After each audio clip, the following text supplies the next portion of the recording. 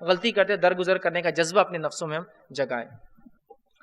آپ نے کہا کہ ایک عورت نے زنا کیا تھا تو آپ صلی اللہ علیہ وسلم نے اس کو سنگسار کی سزا دی۔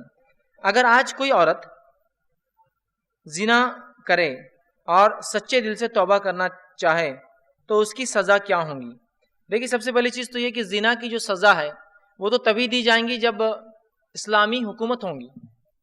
اب چونکہ اسلامی حکومت نہیں ہے تو وہ سزا کا کفارہ جو ہے، مطلب سزا لے لینا ہے، کفارہ ایک قسم کا گناہ کا، اب وہ سزا کے طور پہ کفارہ تو کنڈیشن وہ تو اب ختم ہوگی۔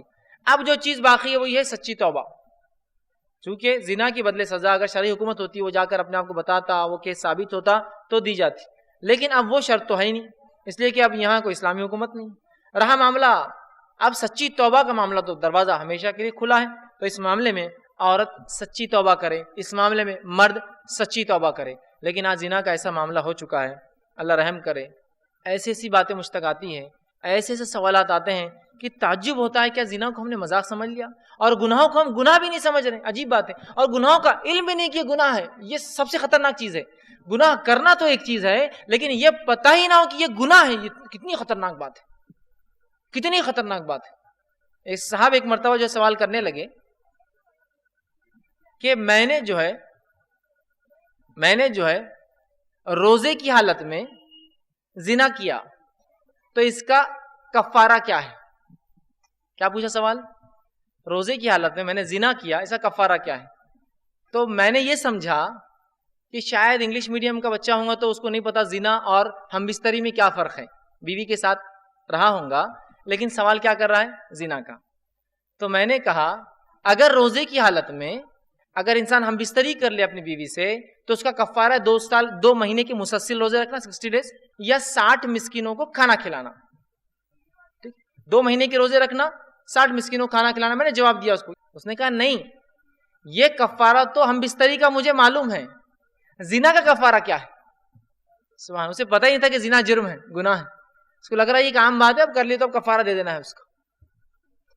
کیسا خطرناک معاملہ ہوگا جب ہم کو گناہ معلوم ہی نہیں گناہ ہے، اور حالات اتنے بد سے بدتر ہوتے چلے جا رہے ہیں کہ اللہ رب العزت رحم کرے کہ گناہ کو اور معصیت کو ہم گناہ بھی نہیں سمجھ رہے ہیں، کتنی بری بات ہے۔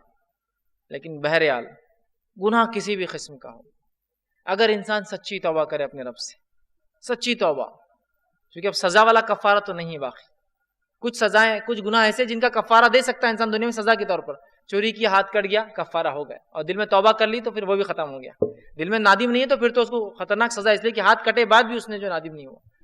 زنا کیا اس عورت نے، سزا کر لے لیا، اب تو وہ نہیں ہے، اب ایک معاملہ ہے وہ ہے توبہ کا، ہے نا۔ تو یہاں تو اور بھی سخت بات ہوئی نا، کوئی توبہ کرنا چاہے بھی تو کفارہ نہیں ہے اس کے لیے، تو یہ گناہ ہونے ہی نہ دے۔ لیکن آج معاملہ تو یہ ہے، حالت تو یہ ہے کہ جس کو میں سمجھتا ہوں بتانے کی ضرورت نہیں ہے، بتانے کی ضرورت نہیں، ایسے ایسے حالات اور واقعات سامنے آ رہے ہیں۔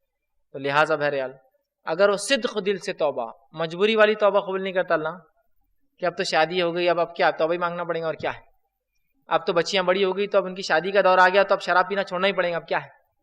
گناہ کو ان کے معصیت کی وجہ سے آپ چھوڑیں، ان کی برائیوں اور قباحت کی وجہ سے چھوڑیں، اگر سچی توبہ کریں گے انشاءاللہ العزیز ہم اپنے رب کو ضرور بھی ضرور توبہ قبول کرنے والا، گناہوں کو معاف کرنے والا انشاءاللہ عزیز پائیں گے۔